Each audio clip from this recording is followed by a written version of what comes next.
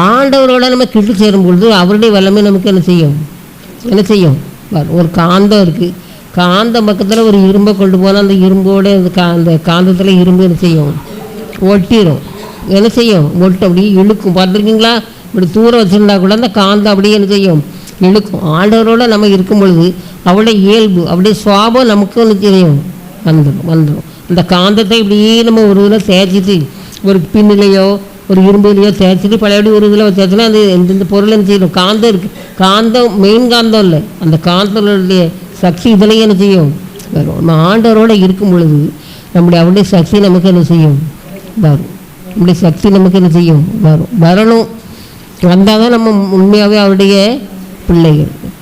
அவருடைய பிள்ளைகள் அப்படி தான். எங்கள் மாமியார்லாம் முந்தி அப்படி தான் சொல்லுவாங்க, என்னன்னாலும் ஜோமன்னா சரியாயிருந்தா அப்படி தான் சொல்லுவாங்க. எப்போதும் அப்படி தான் சொல்லுவாங்க. அவங்க பிள்ளைகளுக்கு மருந்தே கிடையாது. ஒரு எங்கள் வீட்டுக்காரங்க அளவுக்குலாம் மருந்தே கிடையாது. பிறகு தான் பழைய காலங்களில் இது பண்ணாங்க. எங்கள் மாமியார் 2 தடவை 2 பிள்ளை பெற்றாவணும். எத்தனை 2 தடவை 2 பிள்ளை பெற்றாவணும். 2வது பிள்ளை ஒரு பிள்ளை திங்கட்கிழமை பிறந்துச்சான், புதன்கிழமை அடுத்த பிள்ளை பிறந்துச்சான், வயிற்றுக்குள்ள இருந்துதான். அப்போ பாருங்க எவ்வளோ வைராக்கியம். சுக்கு கூட தட்டி குடிக்க மாட்டேன்னு சொல்லுவாங்க. அதே மாதிரி எங்கள் அண்ணி வீட்டில் அப்படி தான். உங்கள் உலகத்தில் இருந்தாங்களோ அவங்களும் அப்படி தான். இதுவும் சோகலே நான் பார்க்க போனேன்னா எல்லோரும் வந்து இப்படி சுற்றி உட்காந்துருவாங்க. என் பக்கத்தில் காக்கா செஞ்சோன்னா எதுக்கு இப்படி எல்லோரும் வந்து சுற்றி உட்காருங்கன்னா நீங்கள் மாத்திரை எதுவும் கொடுத்துருவீங்க அப்படின்னு சொல்லுவாங்க. அந்தளவு விசுவாசம் அவங்களுக்கு. அப்போது காலங்களில் ஆண்டவர் நம்முடைய விசுவாசத்தை பலப்படுத்துறது தான் செய்கிறாரு.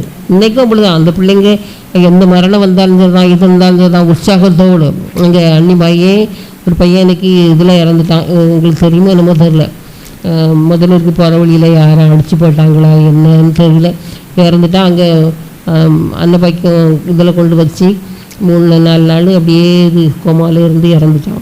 இங்கே வந்திருக்காங்க. அடக்கம்னா எல்லோரும் பரலோகத்தில் இருந்த மாதிரி அவன் பெஞ்சாதி உட்பட எல்லோரும் நீட்டாக வெள்ளை ட்ரெஸ் போட்டு அழகாக தலை சீவி முக்காடு போட்டு உட்காந்துருக்காங்க. வந்ததுகளுக்கெல்லாம் நமக்கு தெரியுது பரலோகத்துக்கு போயிருக்கான்னு சொல்லி நினச்சி இப்படி இருக்காங்கன்னு சொல்லி. ஆனால் வந்து பார்க்குறவங்களாம் செண்டால பாவி இருக்கா, பெஞ்சாதிகாரி இப்படி இருக்கான்னு சொல்லி வாயில் நினச்சிட்டாங்க, கை வச்சுட்டு போனாங்க பாருங்க. அப்போது ஒரு உறுதி, ஆண்டவருடைய ராஜ்யத்தை பற்றி ஒரு உறுதி, ஆண்டவருடைய ராஜ்யத்தை தான் போயிருக்காங்கிற ஒரு நம்பிக்கை நமக்கு அப்படி என்ன செய்யணும் இருக்கணும். அதுதான் ஆண்டவர் இருந்தார். அப்படி தானே மரணமானாலும் சரி, அப்படி தானே எதுவானாலும் சரி அவருடைய அன்பை விட்டு நம்ம என்ன செய்யக்கூடாது, பிரிக்கவே கூடாது. பிரிக்க மாட்டாதுன்னு தானே சொல்லியிருக்கு. பிரிக்க மாட்டாது, பிரிக்கக்கூடாது. அப்படி இருந்தால் தான் நம்ம ஆண்டவருடைய பிள்ளையாக என்ன செய்வோம் இருப்போம்.